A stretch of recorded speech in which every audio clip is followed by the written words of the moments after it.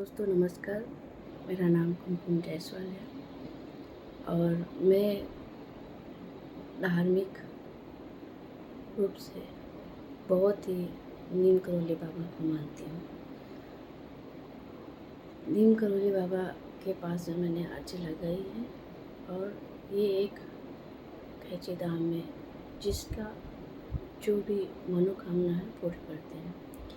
आज मैं आपको एक महिला सशक्तिकरण के बारे में कुछ बताना चाहती हूँ।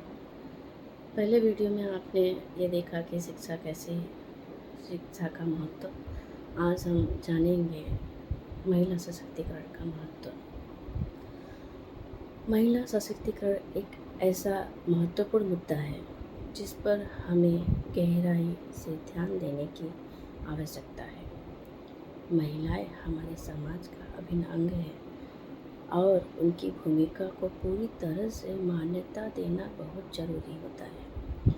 शुरुआत में महिला सशक्तिकरण का मतलब है कि महिलाओं को उनके अधिकारों और क्षमताओं के बारे में जागरूक बनाना और उन्हें आर्थिक, सामाजिक, राजनीतिक स्वतंत्रता प्रदान करना।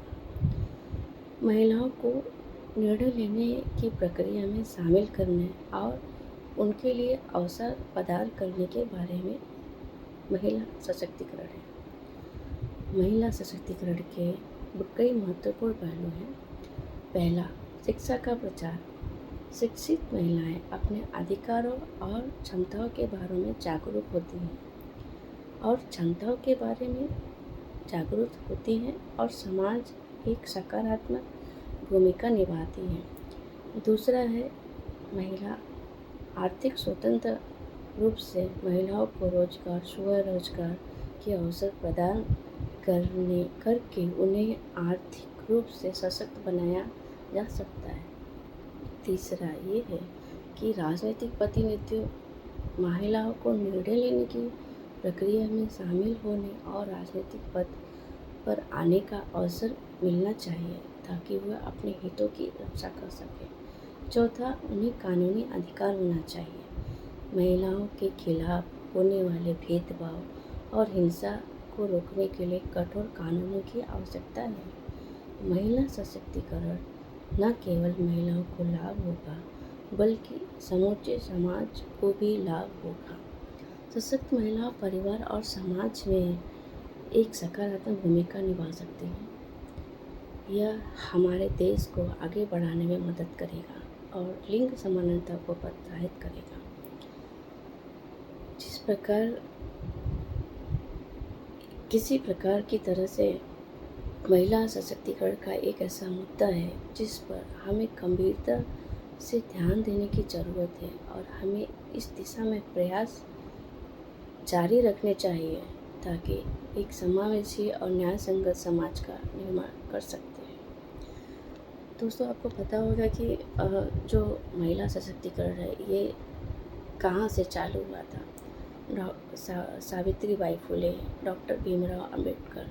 पहले के ज़माने में अगर एक बालपन में छोटे बच्चे का शादी हो जाता था और उनके पति का डेथ हो जाता था तो अगर वो सशक्तिकरण नहीं है और शिक्षित नहीं है तो जिंदा बेटियों को उनके पति के चिता पे जला दिया जाता था ताकि वो चिल्लाए नहीं, घी आग डाल के।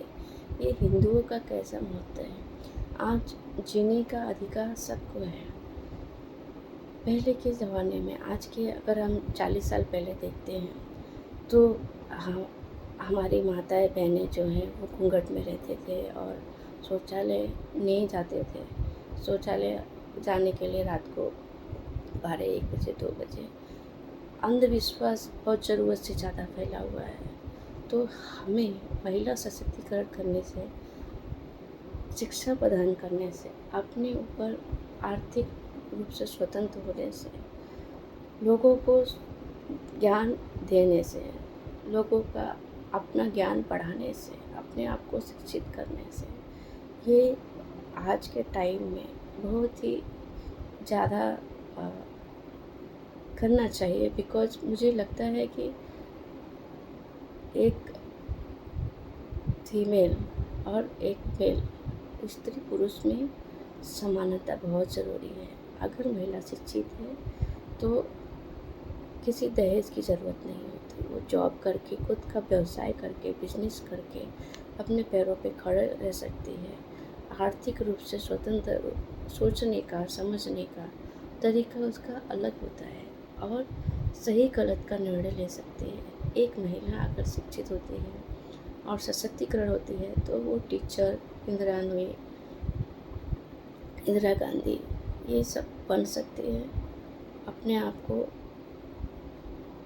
समाज के बुरे व्यवहार से आने वाले समाज को, जिसमें गर्ल चाइल्ड पैदा होती है, जिसमें फीमेल है, उनको इक्वल सपोर्ट, इक्वल आर्थिक, शारीरिक, मानसिक रूप से सब कुछ फिजिकली मिलना चाहिए।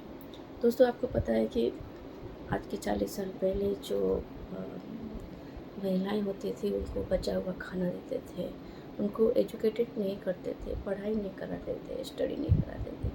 आज के टाइम पे लड़का हो या लड़की, स्त्री हो या वे पुरुष हो, दोनों को समान अधिकार है, दोनों के लिए समान सोचें। मेरी ये जो वीडियो है बना रही हूँ वो किसी को नेगेटिव फैलाने के लिए नहीं, सिर्फ ये बताना मैं चाहती हूँ कि इस वीडियो से अपने अधिकार, अपने शिक्षा, सही गलत का निर्णय और स्वतंत्र बनने में कोई भी हानि नहीं है। स्त्री और पुरुष दोनों ही इक्वल हैं और दोनों ही लाइफ पार्टनर अगर बनते हैं, शादी होती है तो एक दूसरे को मैनेज कर सकते हैं। आर्थिक रूप से, शारीरिक रूप से, मानसिक रूप से स्वतंत्र हो सकते हैं। और क्या ही बोलूँ, कुछ ज़्यादा ही बोल दिया है। अगर कुछ गलती हो गई तो माफ़ करिएगा। और मेरा इंटेंशन सिर्फ इतना है कि आज की महिलाओं को शिक्षित और सशक्तिकरण करने के लिए लोगों को सबको साथ में आना चाहिए। Thank you for your support.